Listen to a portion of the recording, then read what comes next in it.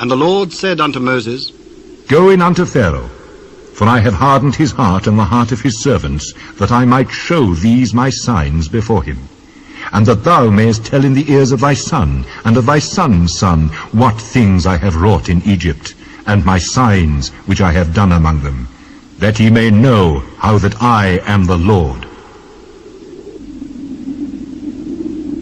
And Moses and Aaron came in unto Pharaoh, and said unto him, Thus saith the Lord God of the Hebrews, How long wilt thou refuse to humble thyself before me? Let my people go, that they may serve me.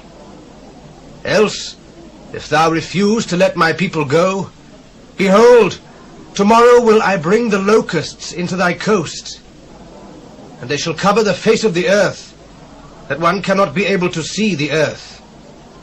And they shall eat the residue of that which is escaped, which remaineth unto you from the hail, and shall eat every tree which groweth for you out of the field. And they shall fill thy houses, and the houses of all thy servants, and the houses of all the Egyptians, which neither thy fathers nor thy fathers' fathers have seen, since the day that they were upon the earth unto this day. And he turned himself and went out from Pharaoh. And Pharaoh's servants said unto him, How long shall this man be a snare unto us? Let the men go, that they may serve the Lord their God. Knowest thou not yet that Egypt is destroyed? And Moses and Aaron were brought again unto Pharaoh. And he said unto them, Go, serve the Lord your God. But who are they that shall go? We will go with our young and with our old, with our sons and with our daughters, with our flocks and with our herds will we go. For we must hold a feast unto the Lord. Let the Lord be so with you, as I will let you go and your little ones. Look to it, for evil is before you.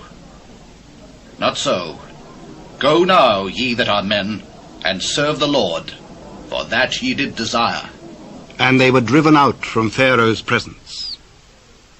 And the Lord said unto Moses, Stretch out thine hand over the land of Egypt for the locusts, that they may come up upon the land of Egypt, and eat every herb of the land, even all that the hail hath left.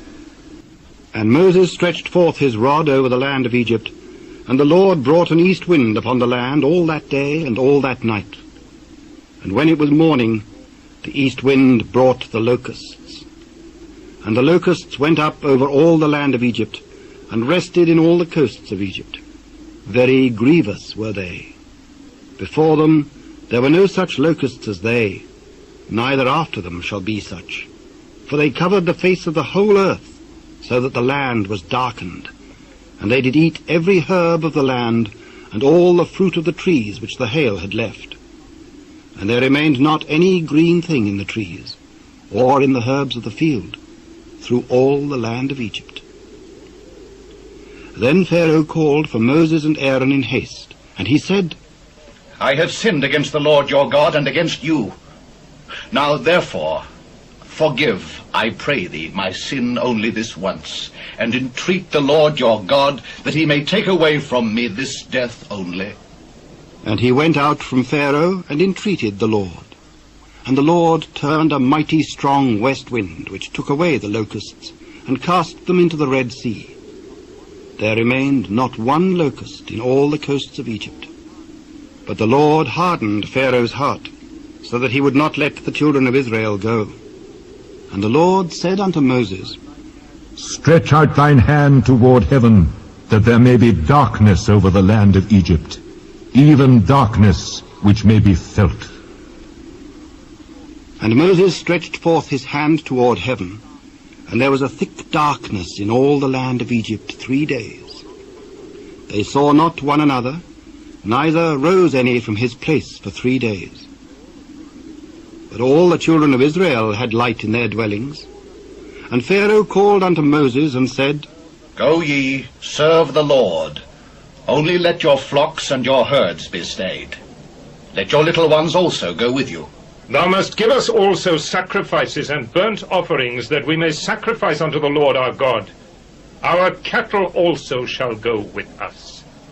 There shall not an hoof be left behind, for thereof must we take to serve the Lord our God. And we know not with what we must serve the Lord until we come thither.